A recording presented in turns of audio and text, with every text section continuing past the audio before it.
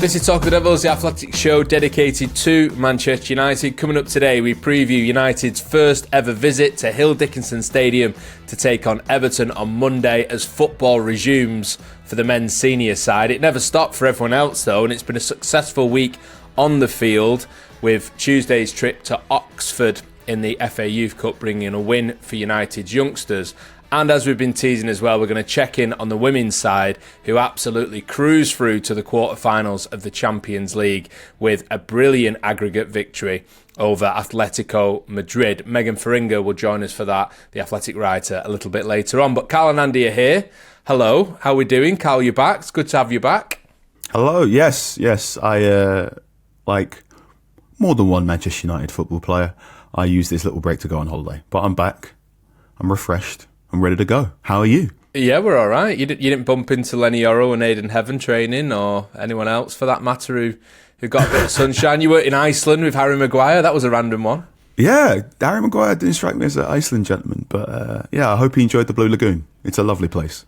Wherever you can get your rehab, I suppose. There was a brilliant reaction actually to our last show while you were away, Carl, and I wanted to say thank you to everyone who's watched and listened to the Eric Steele episode of TotD Extra. He was brilliant company. He had some incredible insight on Senna Lomans, De Gea, Schmeichel, Van der Sar, some of the amazing keepers that he worked with during his time at Old Trafford and elsewhere as well. If you've missed it, go back and have a listen to that.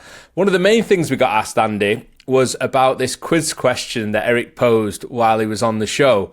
We had a little bit of an issue with it, and there was a bit of argument over exactly where to draw the lines and between what dates and so on. But we're going to do the quiz now, and we're going to take it in exactly the spirit that Eric intended. So the question was, how many players wore the goalkeeper's shirt between Peter Schmeichel leaving United in 1999 and Edwin van der Sar arriving in 2005? Which Laurie will be very disappointed to know that Rio Ferdinand is not one of those players, because he did it a few years later in 2008. So there's actually 10 of them. So why not? Let's play the quiz. I'm just going to get the answers up now, because that would be helpful, wouldn't it? And then Andy and Carl, you can have a go at answering it. So Carl, as you were away, it sort of feels like a bit of a cheat because Andy's done this quiz before. But you can go first. So there's 10 to get. We'll take one at a time. Who do you think? All right, I'm going to go Tim Howard. Tim Howard is correct. Andy? Fabian Barthez. Correct. Carl? Roy Carroll. Correct. Right, give me a minute because I need to write these down. Next one. Massimo Taibi. Correct. Mark Bosnich, please. The first player, I think, to wear the shirt after Peter Schmeichel left. Yeah, correct. The Flying Rat. The Flying Who's Rat? that? Ricardo, the Spaniard. Oh, yeah. It's the second time you used Ricardo. You really like him. Was that his actual nickname? The Flying Rat? I'd be devastated if he ever heard that, but among my friend group at Old Trafford, he was known as the Flying Rat. So he hardly ever played, and we just built him into being like better than Lev Yashin and Schmeichel put together. And I think he was a well-respected goalkeeper and certainly a well-respected goalkeeping coach. Yeah, it sounds it with those nicknames going around. Carl, next one. Raymond van der Gaal lasted a bit longer than Schmeichel, so he should be here. That's correct, yeah. Van der Hauw is correct. They're getting trickier, so there's still 3 left. 3? Yep. You've done well there with Van der Hauw, Carl. Mm-hmm. Raymond van der Gorgeous, he was known as, among many of the staff at Old Trafford. And I met him a year ago today, actually. He's in fantastic shape. He's still coaching. He was working with Shakhtar Donetsk at the time, which was a challenge, working with a Ukrainian team. And I spent the night... had something to eat with him and his wife. And I'm just dragging this out, aren't I? Because I'm desperately looking for the next... I can hear you typing as well. I hope that's not research. I've got like my ace, but I don't want to use it. But I'm going to have to use it. You also wrote an extensive article for The Athletic on this very topic only a few years ago. So, yeah. When did I do that? I think it was about 2019 when I looked, so it is a while ago. You've slept since. Nick Culkin. Nick Culkin is correct. I think still on record, the shortest ever Premier League debut, 1 minute away at Arsenal in August 99. So yeah, Nick Culkin is correct. Carl, good luck. Yeah, this is when I'm going to... One of them played 2 games on loan in 2001, and the other one made 1 Premier League start in the same year against Leicester, but actually made his debut for United in the Club World Championships off the bench against South Melbourne. Is that lad Luke Steele? You're close, but no, it's not Luke Steele. Oh! You're along the right lines. He was a bit later, I think. Andy? Andy Gorham. I was going to say, I'm surprised there's one of them you've not got. Andy Gorham is correct. 2 games on loan. So it's the youngster you're after, Carl. No, I'm going to have to pass. Andy, you've got this. I think it's Paul Rahubka. That's correct, it is. Do you want my Paul Rahubka story? Of course if we you've do. got one, Andy. Yeah, let's play Paul Rahubka bingo. Yeah, why not? I'll be dead quick. I met him for the first time in 2015 when he was playing for an Indian team with Wes Brown, managed by Rennie Moulenstein. He was a very intelligent lad and went into the accountancy world, and I kept in touch with him after playing football. I think he wanted to be a football executive. Very nice lad. If you're listening to this, Paul, hope you're all right, lad. I hope things are going well. The numbers add up because you got 10 out of 10 as well, so congratulations, you two. Carl, you had an advantage. You only did that quiz on Monday for the first time, so, sort of eking it out like you can't remember. But well done, Andy. Your knowledge is appreciated as always. Right, let's talk about the FA Youth Cup first then, if we can. Manchester United through to the quarterfinals after a win at Oxford United this week, and Chris McKenna sent us this report for The Athletic. Chris McKenna here at the Kassam Stadium, where Manchester United and Darren Fletcher's under-18s have just progressed to the FA Youth Cup quarter-finals with a 4-1 victory. Albert Mills put them into an early lead with a header from a Jim Thwaites corner and a very fine knee-slide celebration, which Harry Maguire would have been proud of. The second came from JJ Gabriel. What a goal that was. 25 yards out, low strike. The Oxford keeper, Harry Jones, did get a hand to it, but he couldn't keep it out. The third came from Cheeto Obi after some great work from Nathaniel Junior Brown down the left-hand side. Josh Holton did pull one back for Oxford, but the fourth was delivered by substitute Noah J, a brilliant individual goal. And what was a comfortable and thoroughly dominant victory from United. There was a crowd of 3,565 on a damp and cold February night. Plenty turned out to see this United side, and on the hopes that Oxford, the home side, could get a result. But no, it was visitors who progressed, who placed Sunderland or Brighton in the last 8 next month. There was also an interesting spectator here. Manchester United head coach Michael Carrick, supposedly only here until the end of the season, but he's keeping a keen eye on the young sides. Is that a man who is just thinking he's here until May? Maybe that's one for the guys to discuss. Yeah, thank you, Chris, for posing that question. Great to get your report as well, so thank you very much for doing that. Good to have you on Talk of the Devils. Yeah, Andy, what do you think? Is this a man who is looking beyond the end of this season if he's attending matches all the way down in Oxford in the snow on Tuesday nights? Thank you, Drogheders, Chris McKenna, for that report. I think it's great that Michael Carrick is going to these games, and I think some of his coaches also went to these games. Johnny Evans was there as well, yeah. Yeah, so there's a couple of things leading to that. A, it's a good thing. B, you can do it because Manchester United's first team are not playing, so there's no Champions League football. So you can do that 2.5 hour drive down to Oxford. But just big ticks that they're there.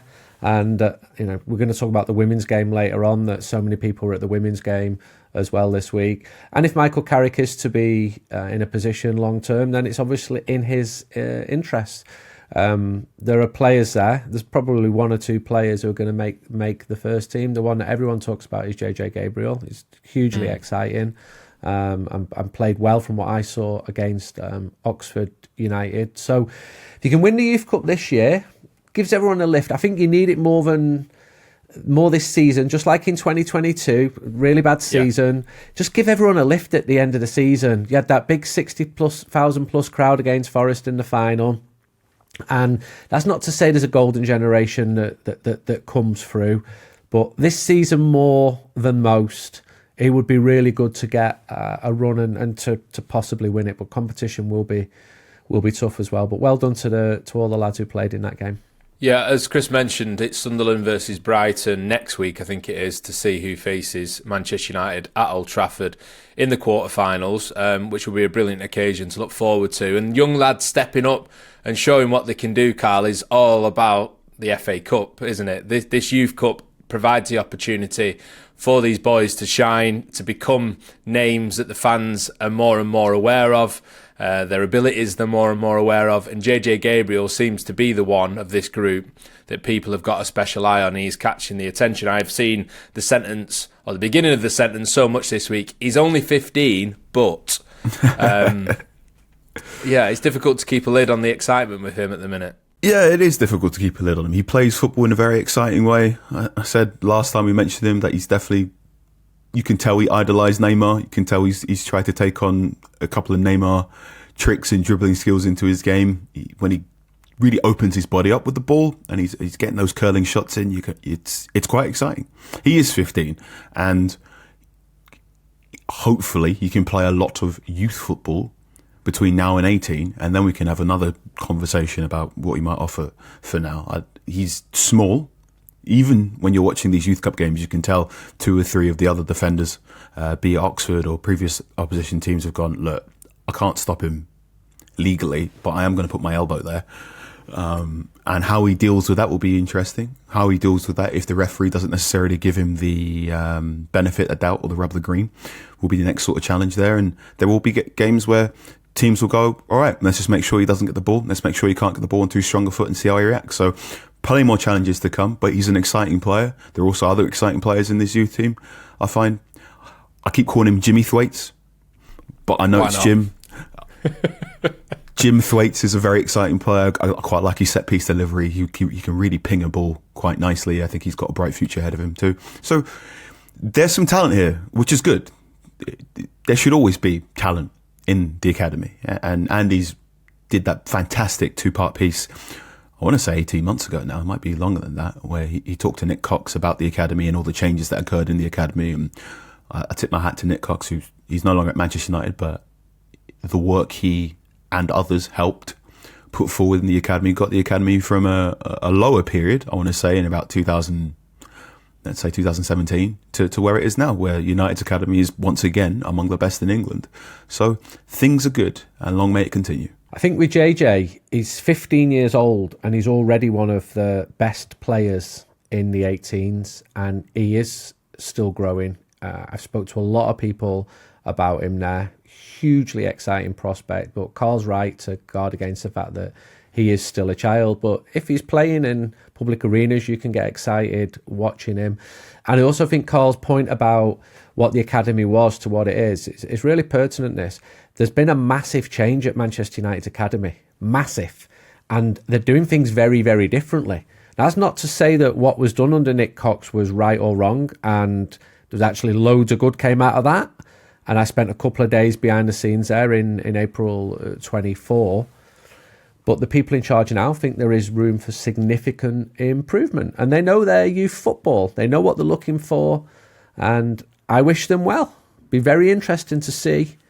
You're quite right to pick out Jimmy, Jay Thwaites, whatever we're going to call him. Proper northern name, that, isn't it? Yeah, we've said that before. He's from the Lake District as well, isn't he? So yeah. And there's other players who are exciting, but there always are.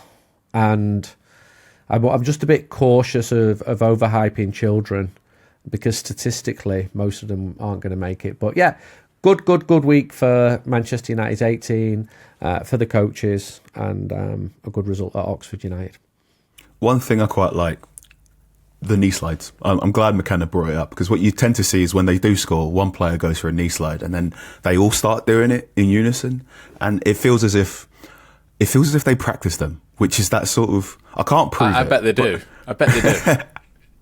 I can't prove these things, but there are tiny things. There are tiny things this team does that lets me know. All right, they're having fun and they're enjoying each other's company. And you don't always feel that when you watch senior team football. So that brings a smile to my face when they're all doing 4 knee slides after a single goal. So Steve Torp is in charge now, working under Jason Wilcox, and Steve was a very good young footballer in Liverpool, played for England schoolboys, was a coach at Liverpool, and then a club called Manchester City, who I think they play quite close to Rochdale and Oldham over that way. And then he went down to Brentford. So he's got a good CV. Now, it's not just on what United do. City have obviously got dough. Liverpool are good. Everton was strong a couple of years ago. Maybe that's why they got Nick Cox in. But you've got other clubs giving it a right go. Chelsea, obviously, but Villa, Spurs, Leicester. And 2 of them have got brilliant training grounds as well. So there's a whole load of factors into what makes a good youth system. And that was my understanding of it. So good. Yeah, definitely. I think it's right to try and keep a lid on the hype train when it comes to these young lads. It's just difficult with the FA Youth Cup because it is that competition that has eyes on it, basically. I mean, I was just looking there when you were talking, Andy. JJ Gabriel's gone beyond 350,000 followers on Instagram alone, which is pretty remarkable for an academy player. And I remember with Garnacho, every time he seemed to pull on a United shirt in the FA Youth Cup, in the run to winning the competition that year, he seemed to do something special that got people talking about him, and that provided this brilliant platform for him to go on and make it into the first team. And obviously, the story continues from there, and it goes different ways from that point. But you do hope that these lads can take this opportunity to show people what they can do, and they can eventually make their way into United's first team and help continue what is a incredibly proud record that the club has now with young players across the last 80 years. Absolutely fantastic, and beyond that.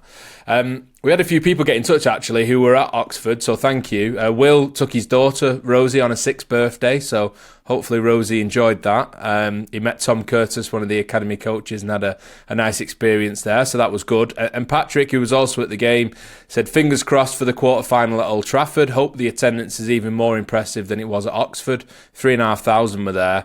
And Andy, he highlighted the fact that the tickets are only £3 for kids, £6 for adults, and it was a slightly earlier kick-off time at 6 p.m, which meant that the kids could go, and he'd like to see United follow suit. What do you think?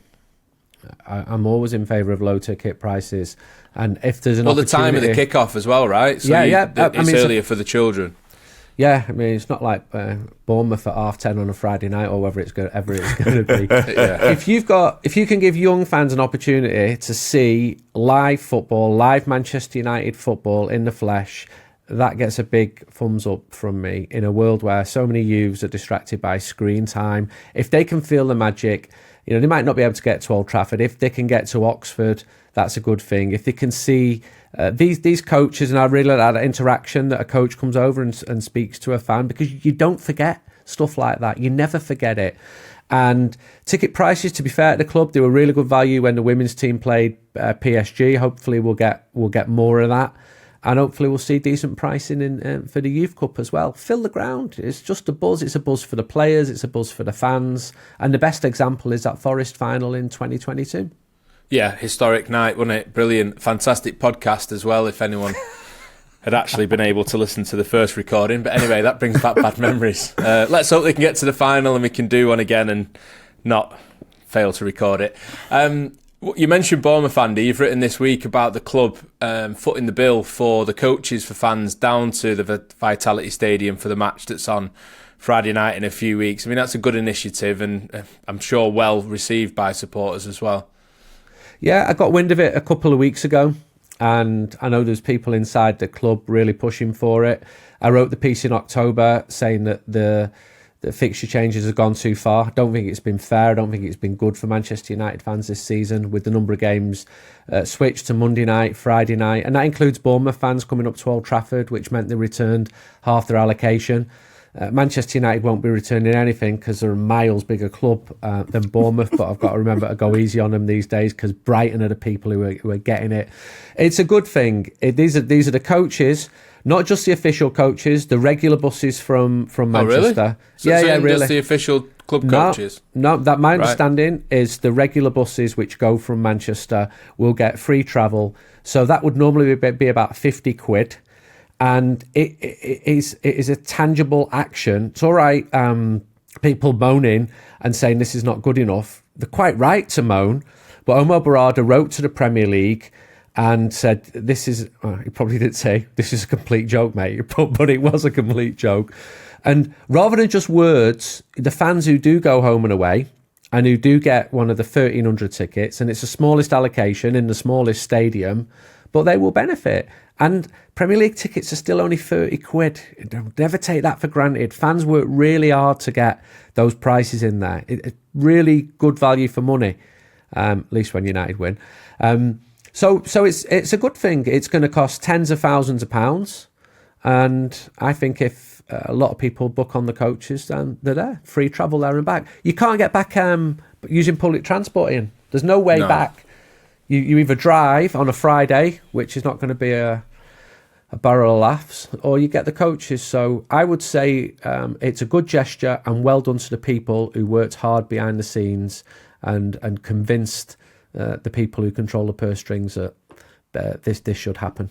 Okay, well, if you want to know more about that, obviously Andy's article is on The Athletic. Also, lots of detail on there about Manchester United's midfield this week as well. A series of articles looking at the issue that United have in those positions, the strength in those positions, what exactly will happen with the players' futures. Of course, it's a priority area for the summer. We've discussed it on the pod. We'll discuss it again, I'm sure. But lots of detail in those articles to have a look at. Also, Andy's piece has gone out today about how exactly Manchester United fans have been filling their weekends or plan to fill their weekends with so few matches. We've got another one coming up this weekend as well.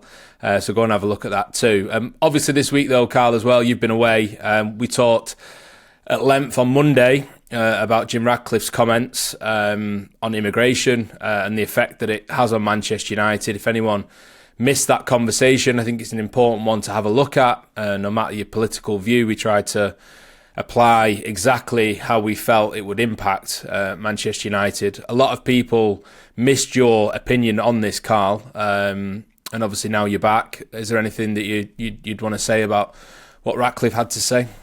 Well, first of all, sorry I was away. I know a lot of people were looking for my opinion as the I don't want to phrase it this way, but as a son of an immigrant, I've got birthright citizenship. But I've spoken before about how my parents are from Ghana. They came over to England in the 1980s and how they came to find a way in this country, right? I know more about King Arthur and Robin Hood than I do about Anansi the Spider. I have a mother tongue that is not my own. This is the language I speak.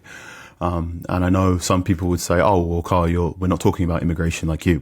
You're one of the good ones. And I just want to put the brakes on that sort of rhetoric. And we live in a very, very divided country. We live in a country where there's a lot of fear. And I think in the last 15 to 20 years, it's been very hard to go outside and shake off the feeling that something's gone wrong and that there is something less than what we had before, and that perhaps a social contract has been torn up a little bit.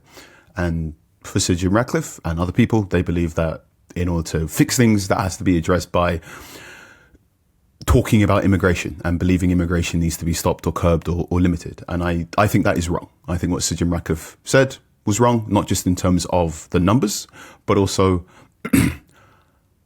what he said does not sit well with me, morally speaking. And people will say, oh, well, that is an opinion shared by many people, and that is fine, as you wish. But I believe for things to get better in this country and as a society in general, we first need to talk about economic inequality and social inequality before we need to talk about immigration here. During the pandemic, when I didn't see my mum for several months, we had a very big conversation, and part of the question I asked her was, why England? Why did you pick England to move to, where I have family members that immigrated to Netherlands, some went to France, some went to Netherlands, and my mum just sort of looked at me and said, well, we looked at the world map and we all thought England would be the best place for us. England would be the place that would look after us. My granddad, on my dad's side, was a policeman when Ghana was a former British colony called the Gold Coast. He has photographs and recollections and memories of when the British left. My dad grew up in the aftermath of that, and then he believed based on what the British told his dad, that England would look after him and then would look after his children.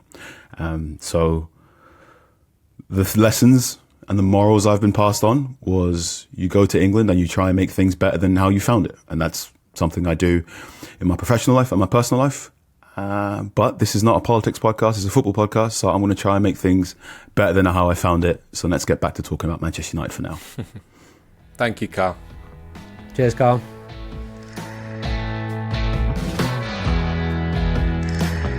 Let's talk about the football then, as you suggested. So Manchester United are away at Everton on Monday night. This is the men's senior team back in action finally after a couple of weeks. We'll talk about the women in just a minute. Andy, the big question, are you going to make it to Hill Dickinson on Monday evening to complete the 92 all over again? Yeah, I am. I wasn't You gonna... are? Look at the smile on his face. Child on Christmas Eve. You're suggesting that I've got FOMO. I'm up for it. In about 2 weeks, I'll tell you the story that led me to go to this game, and you just be like, that is completely crazy. But looking forward to it. Looks like a top stadium. I'm seeing evidence of growing pains. I'm seeing some Everton fans moaning that it's not Goodison, and they tend to moan when they're not winning games. You've been several times, Ian. Yeah. So you'd know more about... I was going to walk from Liverpool City Centre up to the ground on Monday. Back up to the 92. So the problem is when you do these ridiculous things, and my wife's got no idea that I've even done this. If I try to explain that I'm a member of the 92, she'd probably divorce me. She'd be like, what on earth are you on about? But in private, I've got everything detailed, you know what I mean? All the grounds and all that sort of stuff. It's a big game. They're all big games. And I'm happy to talk about it, but maybe Carl's got some strong opinions on Everton as well. I'm still fuming that Everton won at Old Trafford when he only had 10 men a few months ago. Oh, that was one of the, I'd say, I get maybe 3 or 4 games a season now where I can watch it in the Stretford end as a fan rather than in the press box or indeed at home on the TV doing a briefing. And that one was one of the games I got this season, and I had it all planned out. Met my mates. We're like, oh, here we go, and let's go get a pint. We went to Happy Seasons in Chinatown. Was having a lovely time talking about how ironic's that? Happy Seasons. Don't know what they look like. Bing bang boom. And then I think it was maybe within 20 minutes. I was in the standing section, just going, what is this? Yeah. I spoke to Senna Lamans this week. It's in the player's head, definitely, what happened in that game and how disappointing it was. And he didn't say the word revenge, but you could tell by the look in his eyes that he's certainly intending Monday night to be a different story. You're right what you said, Andy. There are a little bit of growing pains. And it's interesting this because I did quite a few of the early games at Hill Dickinson. I did the first one against Brighton, and there was so much positivity around the club. No one was mentioning Goodison Park at that point, and I thought that was incredible because I loved Goodison Park. I loved the rawness of it. Proper old school English football stadium. Nowhere could growl like Goodison. In support of the home team and against the home team at times as well, to be fair. But in those early days, there was lots of positivity. The team was playing well. They were winning games. They made a really strong start at home. And it's interesting. I went back there for the Leeds game a few weeks ago, and the mood had really changed. Some of the issues with logistics of getting to the stadium were beginning to sort of kick in, which had not really been a factor when the sun was shining and the team were winning games at the start of the year. And across this winter, the form's not been anywhere near as good at home. I mean, they've not won there since the start of December against Nottingham Forest. It's been 6 matches since. So they are wobbling a little bit. The stadium's beautiful. The facilities are beautiful. The architect, who is an American, was fascinated with the dynamics of English football stadiums and the fact that they're often sort of patchwork quilts that have been added to by different people at different points with different ideas. So every stand in the stadium is just slightly different based on that. They've got this huge bank behind one of the goals, which is supposed to be like the blue wall, their version of Dortmund's yellow wall, as teams do. It's just that it's not really supported the team at times like the yellow wall. I remember speaking to Keenan Dewsbury Hall after that game, and he was sort of saying, it's a debate always, isn't it? Who gets who going? Did the team get the fans going? Did the fans get the team going? And he was sort of saying as a group, he feels they needed to do more, to be more aggressive, set the tone a bit more for the stadium, for everyone to be able to pick up on the team's energy. So the players are aware of it. They're feeling it as well. It feels like a better time to be going to Everton than perhaps it would have been at the start of the season. They've got some injury issues as well, which we'll talk about in a minute. But whichever way you cut it, Carl, it's an opportunity for United, isn't it?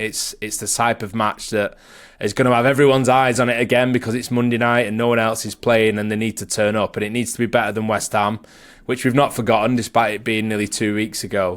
They need to get back to some of the good stuff they were doing just before that. Yes, I also think they need to slightly alter things, if that makes sense. In that, that you have that sort of initial flurry where we're trying to make heads or tails of how Michael Carrick wants to set the team up. You're asking questions of is Mbeumo now a centre forward, or how they're going to deal with a low block, and some of those bigger questions seem to be getting answers.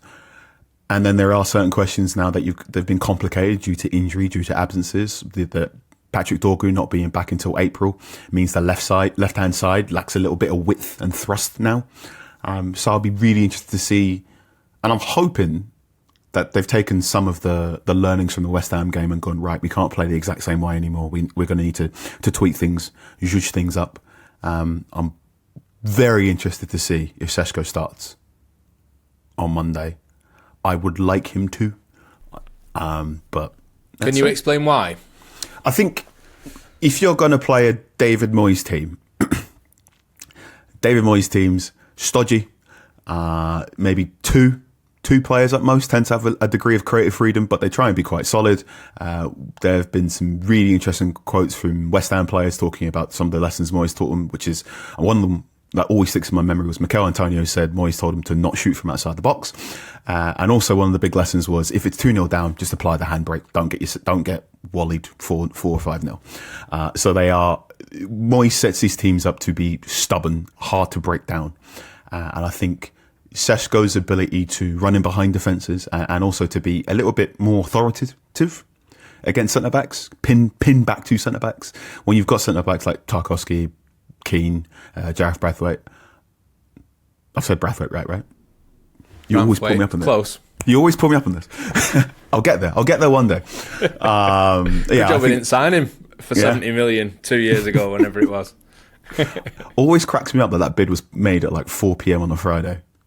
Just classic. We'll get back to this next week.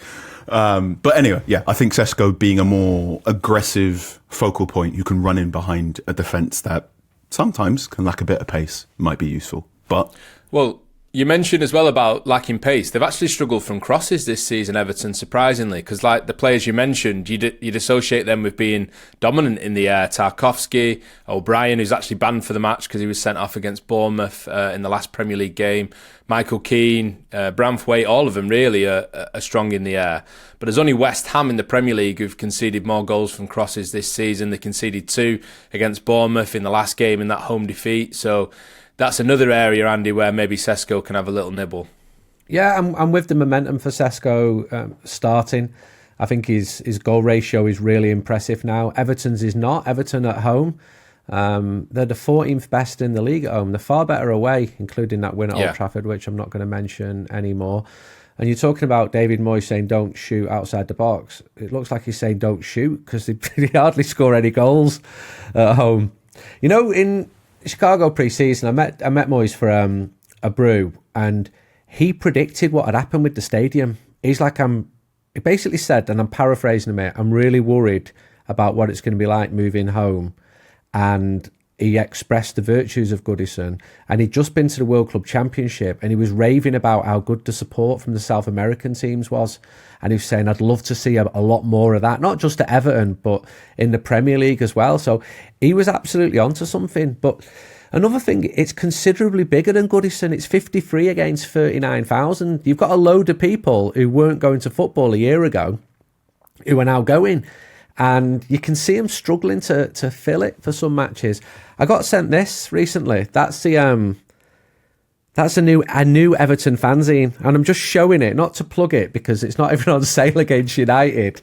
But I thought it was lovely that in 2026, 25, they've started a new fanzine up. There's some really talented Liverpudlian writers within their fan base, and Mark O'Brien's one of them. And he said, are you coming? I'm not sure. I said, have you got your new fanzine on sale? No, it's not going to be ready, mate. I'm like, right. You need No, I totally like it. I think Everton are a great club. I think it's actually quite useful to have David Moyes in charge right now when you've moved to a brand new stadium, because I mean, West Ham's best moments in the London Stadium came under David Moyes, so he is good at steering the ship through that messy period where you're getting used to moving to a new stadium, you're getting used to finding your new pubs, and you're getting your new pre-match and post-match routine there as well. So I'm excited about going to this ground. I hear the press box is really nice, and that's journo talk, but we can move on from there. But yeah, it's going to be good. Let's get 3 points. Andy, I can see why you're up for this. It's not just completing the 92. There's a new fanzine to get your teeth into and to have a look at. And this South Stand's going to excite you as well, that I mentioned before. Sort of, when you said about the South American fans, this is the idea that Everton wanted of having this South Stand behind one of the goals, where there's 14,000 fans. And literally the design of the stadium, the architect did it so it was at the very legal edge of steepness. It's the steepest... It's the steepest stand ever built in English football. It's at the very, very cusp of what's allowed. So it's supposed to be this big blue wall cheering the team on and doing what they can to fire the team to victory. I find it fascinating that the start was actually all right, but then the issues started to kick in as time went on. So hopefully United can add to that. Just in terms of the team then, I mean, Iliman Ndiaye is still probably just about Everton's biggest threat, even though Tieno Barry's been scoring a few up front and looking a bit more dangerous than Beto, who he's definitely ahead of in the pecking order. Dewsbury Hall's looked better since he's been back from injury, or the team's looked better, since Dewsbury Hall's been back from injury. And Ndiaye's maybe not hit the heights that he hit pre-AFCON, and maybe he's feeling the pace a little bit on that. But James Garner, unquestionably the standout player for Everton this season, has been brilliant in midfield. The most combined tackles and interceptions of all Premier League midfielders so far this campaign. Signed a new contract in January, Andy, as well. 4.5-year deal, which surprised me because he was out of contract in the summer, and I think including United, there were a few teams having a look at him because he's been excellent this year. I think he was very good at Manchester United. I just don't think he was going to play. And I know remember speaking to the coaches about him, and I think they got 15 million quid for him. So he's a lovely player. I've seen him play a couple of times. I don't watch Everton as much as you do because it's part of your job and your mates with some of the players. How's your mate anyway, James? Oh, he's all right, yeah. Proper good mates with him, aren't you? I've known him a long time, yeah. He's a boyhood Manchester United fan as well. In fact, in the tunnel at Old Trafford, maybe last season, he sort of gave me the eye, looked at me as he was lining up, knowing full well that I was hoping he had a miserable afternoon. So, and I think he did. I think that was the 4-0, the statement victory under Ruben Amorim that Laurie goes on about all the time. So, isn't he Everton's captain now? Oh, yeah. I mean, Seamus Coleman's club captain. Seamus Coleman, I don't know him, but I bumped into him walking down the street in Chicago in the summer and sort of, I had a good chat with him. What a lovely lad. What a really nice lad. And then David Sneyd, who's a Manchester United fan, wrote a piece a year ago about having a child with autism. And Seamus Coleman just got in touch with him, and it just does lovely things. And my opinion of him was very high. And then I went to his old ground in Sligo, in the Republic of Ireland, and I know Manchester United really tried to sign him at one point. But back to stadium talk and this South Stand, I cannot wait to see it. I saw Everton fans superimposing it against the Kop at Anfield, and it just looks miles bigger. And it's a sort of thing when you're a petty tribal football fan that you do all day long. I think they've got to harness the good in their fan base and not the bad. Remember when some of their fans had a go at their own players at Euston a couple of years ago? It's one of the ugliest things I've seen in recent years. That it was visceral, it was horrible, really horrible. You've got these 50, 60-year-old men just attacking their own players, full of hatred. And Everton is a great football club. Yeah. You know, when I was a kid, they were champions. They're brilliant teams, and I hope this move works well for them in the long term. In the short term, I hope they get absolutely smashed by Manchester United on Monday night. Yeah, this South Stand, 34.99 degrees. That's the steepness of it. The legal limit is 35. Wow. So just to whet your appetite a little bit more, Andy, there's an extra detail. It also invalidates a quiz question, which is what is the closest football league ground to the Mersey? To the River Mersey, because for years it was Stockport County and no one ever got that because the Mersey actually goes through Manchester. But yeah, you can't the stadium is literally in the Mersey. They had to fill in a dock to build it, so you're not getting any closer than that. Sorry, Carl, I interrupted you. No, I just want to say it's going to be really tricky. I think you spotlight some of these players. Dewsbury Hall's come in. He's been really important as a sort of attacking player. They've recruited well to replace Jack Grealish, who's got the foot injury. I think Tyreek George has something to him, and he's going to be quite good. And I know you mentioned Thurno Barry. He's not necessarily scoring in the rate that two or three people predicted, but he puts a shift in. My goodness. He's a nuisance. He's so annoying. You put the ball up in the air, he's going to try and win it, and if you beat him, it's going to be painful. So I hope he has a miserable day as well. But they've got two or three players that can hurt you if you're not paying attention, and hopefully Carrick and his coaching staff have guarded against this. I think width is going to be a big question. For a good section of the game against West Ham, United were just far too narrow. So how you solve that question of width in this one's going to be a question. Well, it's also with and without the ball as well, because this is an Everton side who, like Manchester United, certainly under Carrick, if not before, seem to be more comfortable and more effective without the ball. So there might just be two sets of teams just giving the ball back to each other. No, you have a go. Because again, their record is very similar to United. When they have less possession, they win more matches. When they have more possession, they struggle a little bit more. The data is very, very similar on those 2 points. So it might suit United that there's a bit of expectation on Everton maybe to come out and play if there are these sort of issues at home at the minute. But yeah, I mean, there's still some good players in there. Jack Grealish, a huge miss, like you mentioned, Carl. And he's Everton's most creative player. He's maybe not been as good as what some people have said, in my opinion. I think he's had a good season, but we've seen the best of him. You've not seen all of him like you would do at Manchester City. It's perhaps suited him to be a little quieter, but unquestionably, it's a big loss for them. Do you know who else is there? Alan Fettis is working there. Do you know who Alan's a goalkeeping coach, and he was Michael Carrick's man.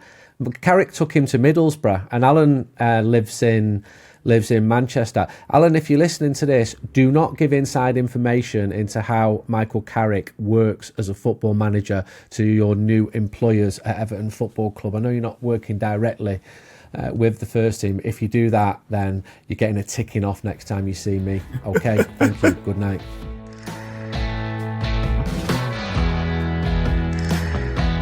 Right, as we've been previewing for several weeks, we are going to feature now the women's side for Manchester United, who have been having a brilliant campaign. They're still fighting on four fronts for success this season, making history in Europe with a fantastic 5-0 aggregate win over Atletico Madrid, which they completed with the win at Lee Sports Village on Thursday night. Megan Feringa was there for the Athletic and joins us now. Megan, thank you for coming on the show. Brilliant to have you here. Yeah, thanks for having me on. It's my debut, so I'm excited. We've got family links as Manchester United fans. Am I okay to reveal that? Yeah. My dad and my brother are incredibly devoted Manchester United fans, have been since I can remember. So yeah, our house was always playing the games, and they are very invested in the women's team now that I cover them quite often. But they've been to Old Trafford about 3 or 4 times, and they're going to come over soon this year and hopefully see another game. Yeah, fantastic. Well, let's talk about the team, because it was a brilliant night, an historic night at Lee Sports Village for Marc Skinner's side against Atletico. What were your impressions of it? It was easy. I think it is probably the biggest impression, and I think that's kind of a testament to Manchester United, but also a testament to how this campaign has gone. You know, at the start of the season, no one expected Manchester United to really reach a quarterfinals, but do so with such ease, you know, beating Atletico Madrid 5-0 on aggregate. And realistically, this could have been a much higher aggregate score. They had 18 shots, 9 on target, and they only scored with 2. Leah Schuler had a number of chances. Melvin Mallard, there's a few times you thought, okay, maybe the decision in the final third wasn't exactly there, but this was relatively just kind of easy and dominant from United. I know in the first 20 minutes, some people were saying Atleti were doing well to hit United on the counter, kind of, occupy the space or sort of exploit the space in behind that the fullbacks were leaving. But it never felt like United were really under any serious threat. I don't think Atletico Madrid maybe made the best of their chances, but this was comfortable for United. And I think that just goes to show how well they've adapted to a stage that very few probably predicted they would adapt to with this much ease, especially with, the limited depth or squad depth that they've had. And that strain was very much on display last night. They had 4 outfield players on their bench, one of whom was a 17-year-old Jess Anderson who came on and made her debut, but they used that whole bench. And they still made it look pretty comfortable. So it's a really, really big show and display from United. Yeah, it is. I mean, there's some real big names missing from the team. Some of the senior players not available for what should have been like we said, we've never got to the last 16 of the Champions League. Never been in the league phase or the group phase of the Champions League before this season. How are they doing it? It's a great question. I think the thing with Manchester United that has always sort of belied everyone's expectations is that the core of this group, the strength of this group, is honestly their mentality and their ability to get through a lot of adversity. You look at how much investment has gone into the squad, and compared to the other top teams that they are being expected to compete against in the WSL and in Europe, United's investment pales significantly. And yet the thing about this team is that they will fight for absolutely everyone in that squad. And that, again, is something that has really pushed them through this season. And it hasn't been easy. There was a spell, about 5-week spell between, I think it was 8th of November and like the 14th of December. They played 7 games across all competitions, and they won just 2 of those games. And you could tell that the squad was on their knees. Like, this was a really, really strained squad. But you could tell by the performance that they were giving absolutely everything. So it's that connection. And they've been building that for probably the last 4 or 5 years because of a lot of maybe the off-pitch adversity that's come at them. And now you're seeing it manifest on the pitch. But it's also because you've got some really quality players that have been brought into this squad in the last probably 12 to 24 months. And they are being allowed to flourish, and that's been a huge development as well. Megan, talk to me about Jess Park, because that goal last night was superb. Jess Park. I run out of superlatives, and I say this every time I watch her. She is so fun, and the cool thing about Jess Park is that everyone in Lee Sport Village has clocked this. And so you can tell, even when she's not on the ball, people are watching her, because you can tell that when she gets on the ball, she's going to do something really good. It might just be a no-look pass to the other midfielder 4 feet away, but you suddenly realize her doing that no-look pass has created space for that midfielder to then drive forward, instead of just being able, because other midfielders or someone who's not Jess Park might have said, okay, I'm going to look at her while I'm passing it, and then the space isn't there, right? You're not putting the defender out. So she does these things, and then you see her drive into spaces. You see her ping a cross pitch pass straight onto Leah Schuler's shoulders as if she's Tom Brady quarterbacking from the number 6 position. It's unreal how easily she does these things, and she does it with just this super cool, almost blasé aura, and it's awesome. You could just imagine her doing it with a cigar in her mouth, and you wouldn't expect anything less. And it's been phenomenal to see her also do this. And I think United deserve a little bit of credit here, because when she was in the Manchester City system, so for those who don't know, Jess Park joined in the summer from Manchester City. It was a kind of swap deal that was not officially a swap deal for Grace Clinton, the other midfielder. And when Jess Park left, a lot of people were upset because they felt, or when Grace Clinton left, a lot of people were upset because they felt that this was a sideways move for Jess Park, and that United were losing probably one of their best young development players. But Jess Park, the beauty of her is that when she's brought into the United system, she's given a lot more freedom. At City, it was very sort of rigorous. She had one position, and it was more of kind of to recycle possession and play in the forward line. That was it. That was her duty. With United, she starts off on the right wing, but then she's given total carte blanche to maybe cut inside, to play as that number 10 behind the forward line. She's able to drop deep. She's able to just roam and be free. And if you let Jess Park have that carte blanche, she delivers almost every single time. And United deserve a lot of credit for unlocking that. Did the Lee Sports Village crowd shout "shoot" before she let rip? No, weirdly they didn't. They just kind of, everyone just sort of knew it was going to happen. So no one even had to ask her to do it. And that was the beauty of it. And even, I think I wrote it in my piece that even when they celebrated, it was just kind of oh yeah, Jess has done it again, instead of this kind of, whoa, oh my gosh. And I think that's when you know a player's truly arrived, is when the elation and the beauty of watching her is also underscored by an expectation to see her do it. Love what you're saying about the mentality, the league position being second. And when I've been to games this season, Jess Park has been the one where you go, whoa, that was amazing.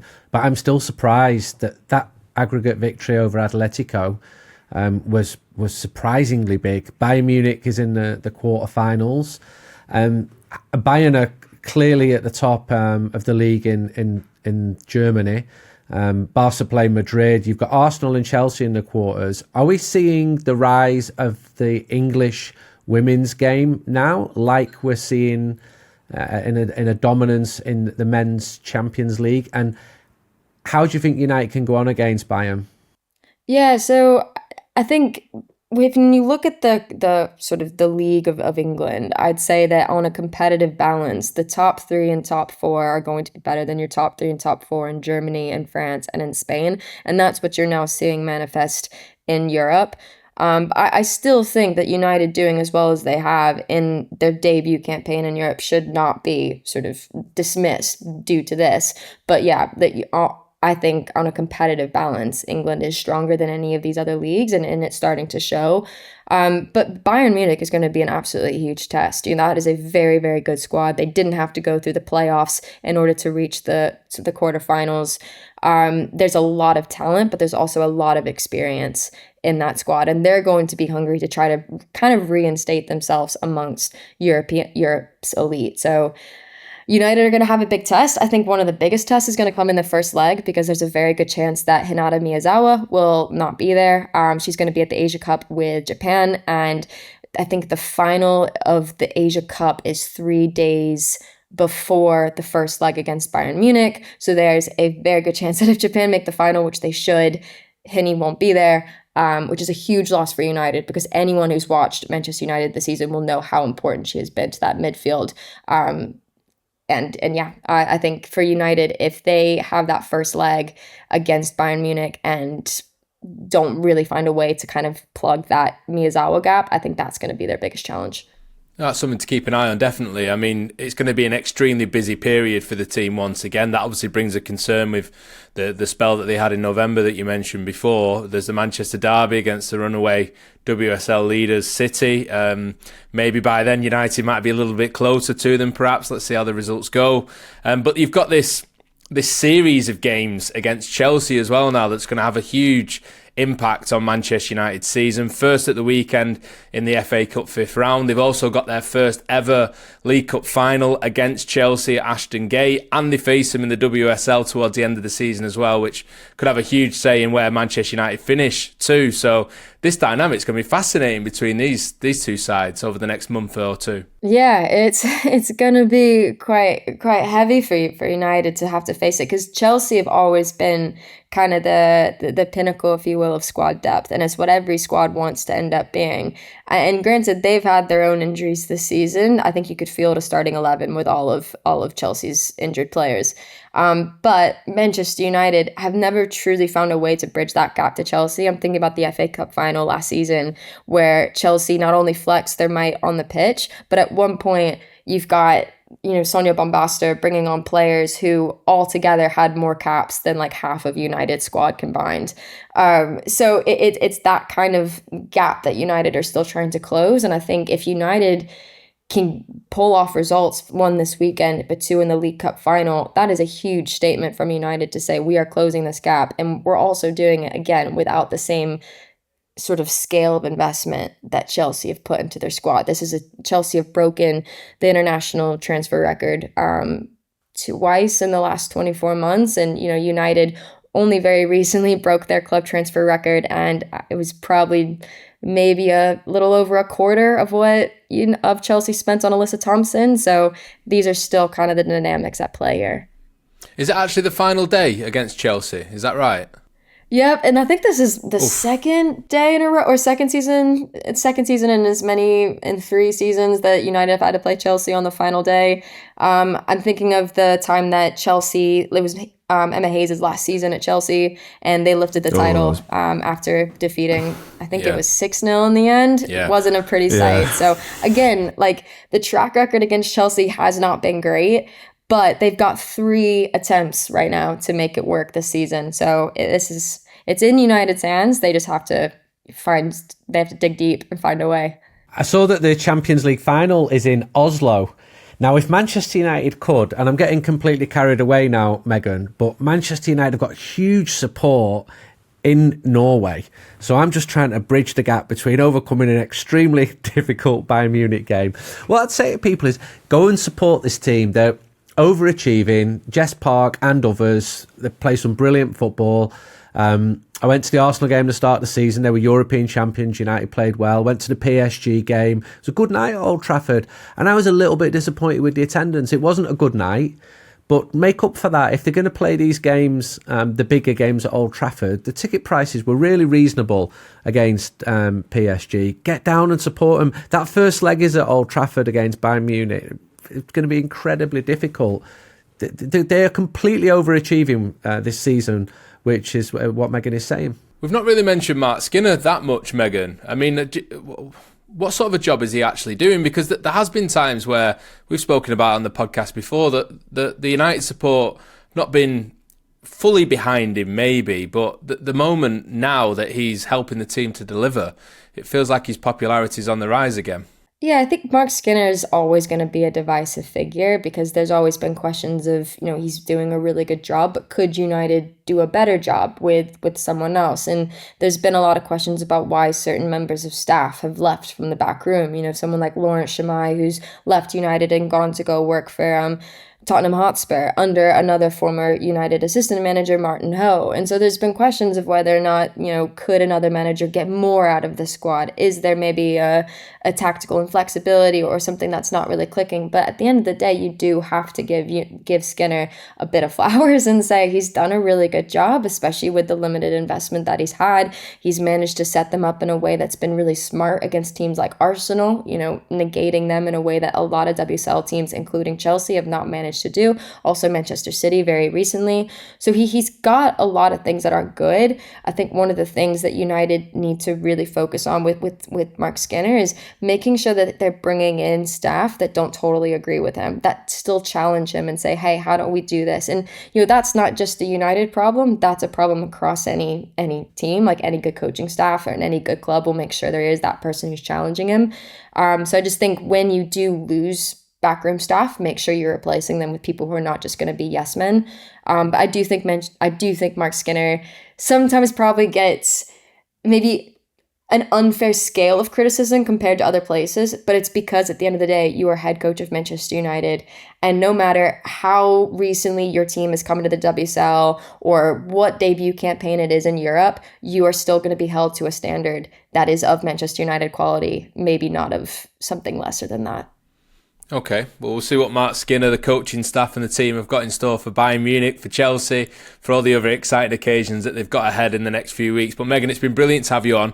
Thank you very much for being on for the first time, Talk the Devils. We'll get you back on maybe before the end of the campaign and we can check in again on how Skinner's side are getting on, if that's all right. Yeah, great. Thanks for having me on. Brilliant, thank you. And Andy, you mentioned Oslo. Heavy Nordic influence on this side, of course. So what price? A Turland hat-trick in Oslo on May the 23rd. We'll look forward to that. But yeah, that's it for Talk the Devils. Fantastic to have you on, Megan. Thank you for being on, Andy and Carl as well. Thank you for listening and watching along. We'll be back on Tuesday after the men's game at Everton at Hill Dickinson when Andy will tick off his stadium fetish all over again. So we'll see you then. Take care. Bye-bye. Thanks for watching this episode of Talk the Devils. Don't forget to hit subscribe if you've not done already. Like the video and also get involved in the comments too. And click the bell to make sure that you never miss an episode with myself, Andy Mitten, Carl Anka and Laurie Whitwell. There's also our social channels at TotD Devils on Instagram, X and TikTok. Thanks for watching.